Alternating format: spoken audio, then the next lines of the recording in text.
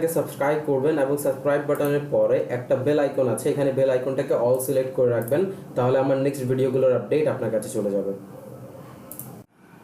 Hello guys, আমরা পাওয়ার পয়েন্টে যে লাস্ট টপিক করেছি সেটা হচ্ছে ইনসার্ট ট্যাব। ইনসার্ট ট্যাব আমরা শেষ করেছি। আমরা আজকে যে ট্যাবটা দেখবো সেটা হচ্ছে ড্র ট্যাব। পাওয়ার পয়েন্টের ড্র ট্যাবটা এমএস ওয়ার্ডের ড্র ট্যাবের মতোই একদম ইজি আছে। তো আমরা পাওয়ার পয়েন্টের ড্র ট্যাবে চলে যাই। ড্র ট্যাবে যাওয়ার পর যে প্রথম অপশন আমরা দেখতে পাচ্ছি সেটা হচ্ছে ইরেজার। তো ইরেজার তো তখন ইউজ করবো যখন কিছু আঁকাআঁকি করবো, তাই না? তার জন্য আমাদেরকে প্রথমে যে টুলটা ইউজ করতে হবে সেটা হচ্ছে পেন্স।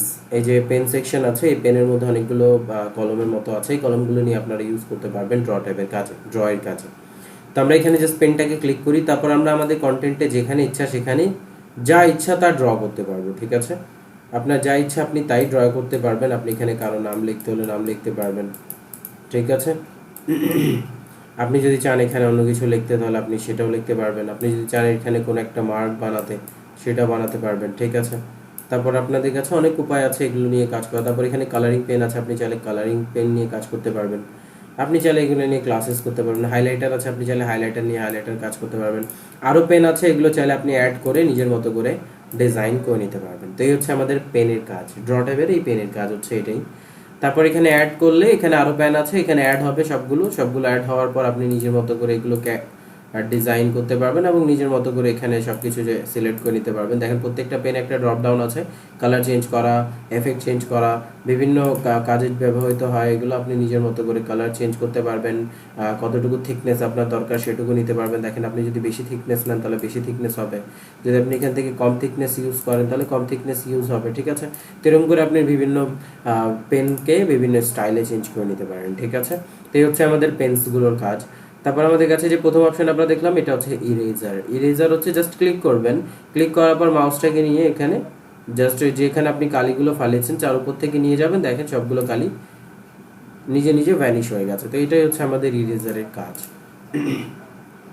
তারপর আমাদের কাছে রুলার আছে। দেখেন রুলার যদি আমরা অন করি, রুলার আমরা এই জন্য নিই কারণ রুলার আমরা নেওয়ার পরে ওই যে অনেক সময় দাগ টানতে হয় বা কোনো স্কেলিং টাইপ কোনো কিছু করতে হয় একদম পরিমাণ মতো, তখন আমরা করতে পারবো।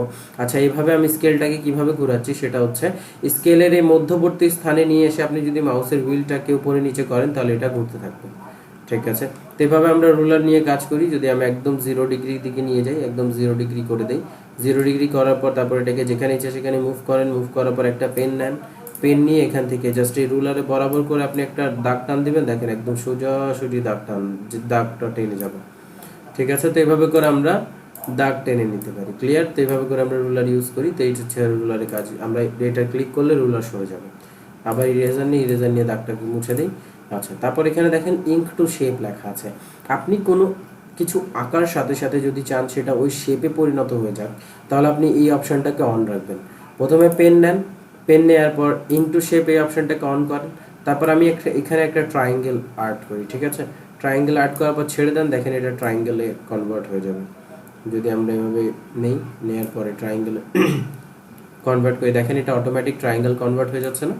এখান থেকে নিয়ে আপনি জাস্ট এভাবে করবেন, দেখেন অটোমেটিক ট্রায়াঙ্গেলে কনভার্ট হয়ে যাবে। যদি আমরা এখান থেকে একটা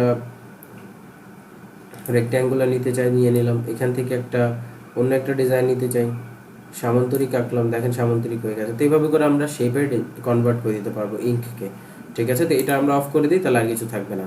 ইরেজার দিয়ে এদেরকে ইরেজ করা সম্ভব না। যেগুলো শেপে একদম পারফেক্ট শেপে কনভার্ট হয়েছে সেগুলোকে কইরেন না। এগুলোকে করার জন্য আপনাকে মাস্ট বি এটাকে অফ করে দিতে হবে। জাস্ট আপনার এটাকে ধরবেন, ধরে ডিলিট বাটনে ক্লিক করবেন, ধরবেন ধরে ডিলিট বাটনে ক্লিক করবেন, জাস্ট আর কিছু করা লাগবে না, শেষ।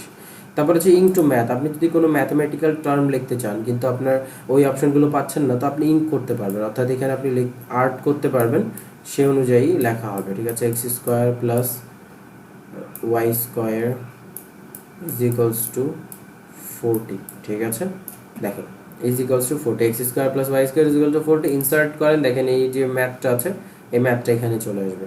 তো এইভাবে আমরা কি করতে পারি, ইঙ্ক টু ম্যাথ কনভার্ট করতে পারি আমাদের ডেটাকে। ঠিক আছে, এভাবে আমরা ইঙ্ক টু ম্যাথ আমাদের ডেটাকে কনভার্ট করে নিতে পারি যেভাবে ইচ্ছা সেভাবেই। তো এটা আমি আপনাদেরকে ইনসার্ট ট্যাবে দেখিয়েছি, তো এখানে দেখিয়ে সময় অপচয় করবো না। এই হচ্ছে আমাদের ড্র ট্যাব। তারপর আছে ল্যাসো সিলেক্ট। এটার থেকে আপনি কোনো এরিয়া সিলেক্ট করে নিতে পারবেন। এরিয়া সিলেক্ট করে নিয়ে ওই এরিয়াটার মধ্যে যে কয়টা আইটেম আছে সে কয়টা সিলেক্ট করে আপনি নিজের মতো করে কাজ করতে পারবেন। জাস্ট এটাই। ল্যাসো টুলটা বুঝতে হলে আপনাকে ফটোশপের ভালো একটা বেসিক ধারণা রাখতে হবে, তাহলে আপনি ল্যাসো টুলটা ভালো বুঝতে পারবেন। ঠিক আছে, তো এই হচ্ছে আমাদের ড্র ট্যাব। তো এটা বেশি লেন্দি করব না, কারণ এটা এই পর্যন্তই। বেশি বললে তো আর পড়ার যে টপিক আছে সেটা বড় হয়ে যায় না। আমি ছোট করে বোঝালাম, ছোট করে আছে এখানে সব কিছু। তো এই ভিডিওতে এই পর্যন্তই। লাইক করবেন, শেয়ার করবেন, সাবস্ক্রাইব করবেন, এবং কোনো প্রবলেম হলে আমাকে কমেন্ট করে জানাবেন।